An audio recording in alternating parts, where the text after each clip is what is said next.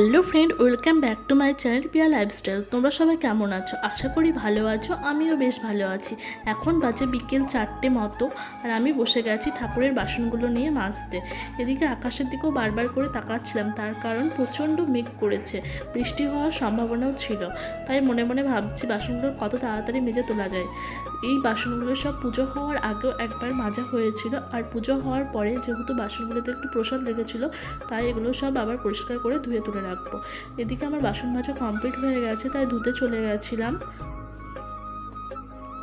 একটু তাড়াতাড়ি করে ধোয়ার চেষ্টা করছিলাম। অনেক কিছুই বাসন ছিল, যেমন প্রদীপ, তারপরে যে কড়াইতে ক্ষীর রান্না হয়েছিল ওই কড়াই, সাঁড়াশি, ঘন্টা, এগুলো সব আবার পরিষ্কার করে মেজে ধুয়ে তুলে রাখছিলাম।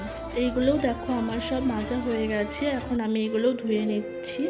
ওই যে কড়াইটা দেখতে পাচ্ছ, ওই কড়াইটাতে করে ক্ষীর, ছানা এগুলো সব ঠাকুরের জন্য বানানো হয়েছিল। আমার প্রায় বাসন মাজা কমপ্লিট হয়ে গেছে। তারপর সমস্ত বাসন ধোয়ার পরে এখন বাসনগুলো আমি জল ঝরানোর জন্য উপর করে দেব। এদিকে পুরো উঠোনটা জুড়ে তিলের কাঠি ছড়ানো আছে, এগুলো সব শুকনো করা হচ্ছে তিলের কাঠিগুলো। আর এই বাসনগুলো যে ধুয়ে কোথায় উপর করবো সেই জায়গাটাই খুঁজে পাচ্ছিলাম না। যাই হোক, খুব কষ্ট করে জায়গা খুঁজে পেলাম। তারপর বাসনগুলো সব জল ঝরানোর জন্য উপর করে দিয়েছি।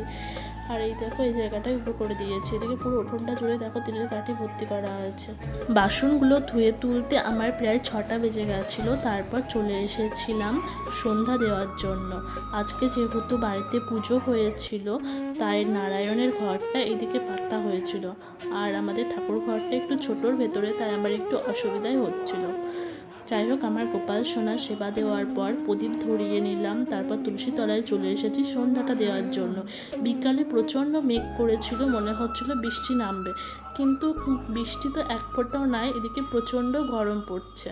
যাই হোক, সন্ধ্যাটা দেওয়ার পর আমার গোপাল সোনারও এদিকে সেবা দেওয়া হয়ে গেছে। এবার গোপাল সোনার শয়নের জন্য সমস্ত কিছু রেডি করে নিয়ে এবার গোপাল সোনার শয়নটা দিয়ে নেব। রাতের খাবারের জন্য বসে গেছি এখন আলু বানাতে।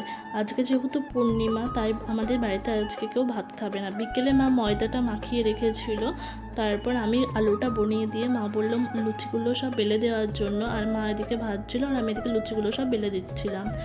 লুচি বেলে দেওয়ার পর মায়ের লুচি ভাজা কমপ্লিট হয়ে গেছে। এরকম ফুলকো ফুলকো লুচি আর আলুর তরকারি, এটা দিয়ে আজকে রাতের খাবারটা খাওয়া হবে। রাতের খাবার খাওয়া কমপ্লিট করার পর কারেন্টটা চলে গেছিলো, তাই আমরা গিয়েছিলাম ছাদে।